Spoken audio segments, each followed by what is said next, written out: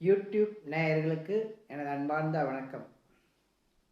நம்முடைய இந்த ஏகஜோதி சேனலிலே திருவருட்பிரகாச வள்ளல் பெருமானுடைய பாடல்கள், அவள் குறிப்பிட்டுள்ள மூலிகை மருத்துவம், அந்த மூலிகையினுடைய சிறப்புகள், மேலும் அவருடைய உரைநடை பகுதி, பேருபதேச பகுதி, இவற்றையெல்லாம் பதிவிடுகிறோம்.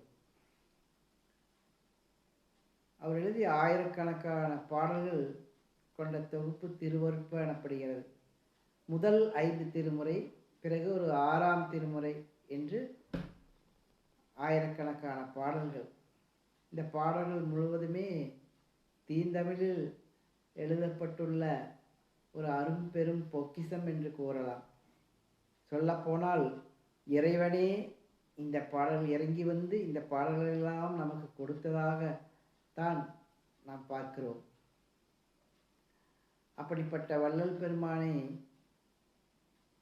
வள்ளலார் யார் என்று தெரியாத அளவிற்கு கூட இன்றும் இருக்கிறார்கள். வள்ளலார்னா யாரு அப்படின்னு கேட்கக்கூடிய தமிழர்கள் கூட இன்றும் இருக்கிறார்கள். இந்த தமிழகத்திற்கு மிகப்பெரிய ஒரு துரதிர்ஷ்டம்.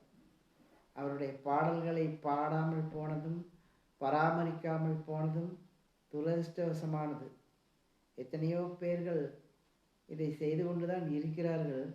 இருந்தாலும் ஒரு உலகத்திலேயே உள்ள ஒப்பற்ற ஒரு அருளாளருடைய பாடல்கள் அவ்வளவு சரியாக போய் மக்களுடைய மனங்களிலே போய் சேரவில்லை என்பது மிகப்பெரிய ஒரு வருத்தமாக இருக்கிறது.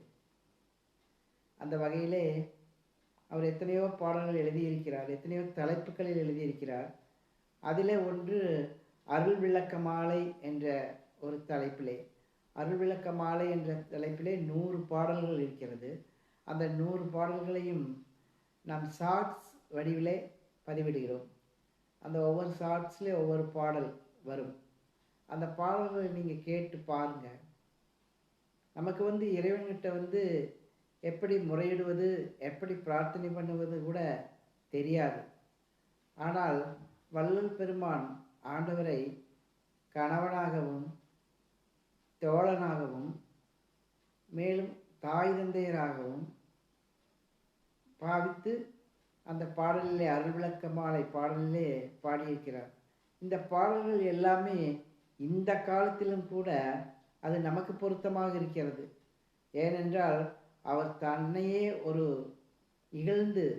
இகழ்ந்து இறைவனை புகழ்ந்து தன்னையே ஒரு இழி பிறவியாக அவர் காட்டிக்கிறார். நாயினும் கடையேன் ஈயினும் இழிந்தேன் அப்படின்னு சொல்றார். எப்படிப்பட்ட அருளாளர் தன்னை அந்த அளவுக்கு இழிதாக பேசும் பொழுது நாமெல்லாம் எப்படிப்பட்டவர்கள் என்று சிந்திக்க வேண்டும். ஆகவே அந்த பாடல்களை நாம் பாடும்பொழுதோ அல்லது அதை பாடல்களை கேட்கும் பொழுதோ அந்த இறைவனுடைய அருள் நிச்சயம் நமக்கும் கிடைக்கும். அந்த கருணை பிரவாகம் நமக்கும் கிடைக்கும்.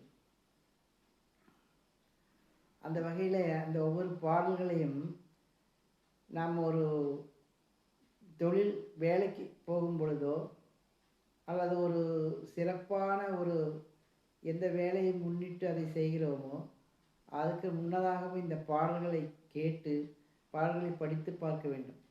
காலையிலே நீங்கள் வேலைக்கு போவதற்கு முன்னாலே இந்த பாட்டை கேட்டுட்டு போகலாம். அல்லது உங்களுக்கு நீங்கள் வீட்டுக்கு வந்ததும் படுக்க போகிறதுக்கு முன்னாலே இந்த பாடலை கேட்கணும். அப்படி கேட்டால் உங்கள் மனசுக்கு நிம்மதி இருக்கும், அமைதி இருக்கும். ஏன்னா இறைவன்கிட்ட அவர் என்ன மன்றாடி கேட்கிறாரோ, இறைவன் எப்படி அவருக்கு அதை அருள் கொடுத்தாரோ, அருள் பெற்றாரோ, அந்த அனுபவங்களை எல்லாம் எழுதியிருக்கிறார். அந்த அனுபவங்களை நினைந்து நினைந்து உருகி உருகி அதை எழுதியிருக்கிறார். அந்த பாடல்கள் அவர் பாடிய பாடல், அவருக்காக பாடிய பாடலாக இருந்தாலும் கூட அந்த பாடல்கள் இன்றும் நமக்கும் பொருத்தமாக இருக்கிறது.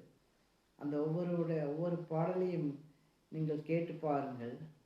உங்கள் உறவினர்கள், நண்பர்கள், குழந்தைகள் எல்லாருக்கும் அந்த பாடலை, ஏனென்றால் நீங்கள் பாட முடியாது, படிக்க முடியாது, அதுக்கு நேரமில்லை என்று சொன்னால் இந்த மொபைலில் நீங்கள் பார்க்கும்போது அந்த ஷார்ட்ஸ் மூலமாகவாவது அந்த பாட்டை கேட்கணும் அப்படிங்கிறதுக்காகத்தான் நான் சில பாடல்களை பாடியிருக்கிறேன். பாடியிருக்கிறேன்னு சொல்கிறத விட அதை வாசித்திருக்கிறேன் என்று சொல்லலாம்.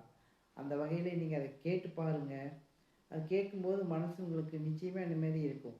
ஏன்னா ஒரு எளிய தமிழ் உரைநடை பகுதி மாதிரி அவர் ரொம்ப எளிய தமிழில் எல்லாத்துக்குமே புரிகிற மாதிரி எழுதியிருக்கிறார். அந்த மாதிரி அந்த பாடல்கள் யாருமே இது வரைக்கும் அந்த மாதிரி ஒரு அற்புதமாக அதை நான் பார்த்ததே கிடையாது. அது மாதிரி அந்த பாடல்களை நீங்கள் கேட்டு பாருங்கள். கேட்டுட்டு ஒவ்வொரு தடவையும் ஒவ்வொரு நாளும் அந்த பாடல்களை கேட்டு கேட்டு பார்க்கும் பொழுது மேலும் மேலும் உங்களுக்கு படிக்கலாம்னு தோணும். 6ஆம் திருமுறைங்கிற புஸ்தகம் இருக்குது. அதை நீங்கள் வாங்கி பாருங்கள், படிங்க. அதை ஒவ்வொரு பாடலாக படிக்கும் பொழுது உங்களுக்குள்ளேயே மிகப்பெரிய மாற்றம் வரும். அருட்பெருஞ்சோதி அந்த அகவல் பாடும் பொழுது உங்களுக்குள்ளேயே ஒரு தன்னம்பிக்கை வரும். பஞ்சபூதங்கள் பஞ்சபூதங்களை பற்றியும் இறைவனுடைய எல்லா ஐந்தொழில்கள் பற்றியும் அவருக்கு தனக்கு கிடைத்ததை பற்றியும் அந்த அருட்பெருஞ்சோதி அகவல்ல மட்டும் அதில் எல்லாம் முடிச்சிருக்கார். அதுலேயே எல்லாம் சொல்லியிருக்கார். அதனால் அந்த புஸ்தகத்தை நீங்கள் வாங்கி படிங்க. படிக்க முடியாதவர்கள் இந்த ஷார்ட்ஸில் இந்த பாடல்கள் வர்றதை மட்டும் பாருங்கள். பார்த்துட்டு அதை கேளுங்க.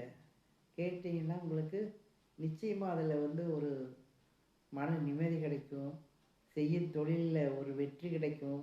குழப்பம் இருக்காது. இறைவன் உங்கள் கூடயே இருக்கிற மாதிரி ஒரு ஃபீல் பண்ணுவீங்க. அதை கேட்டு பாருங்கள். மற்றவர்களுக்கு சொல்லுங்கள். ஷேர் பண்ணுங்கள். லைக் பண்ணுங்கள். நன்றி. வணக்கம்.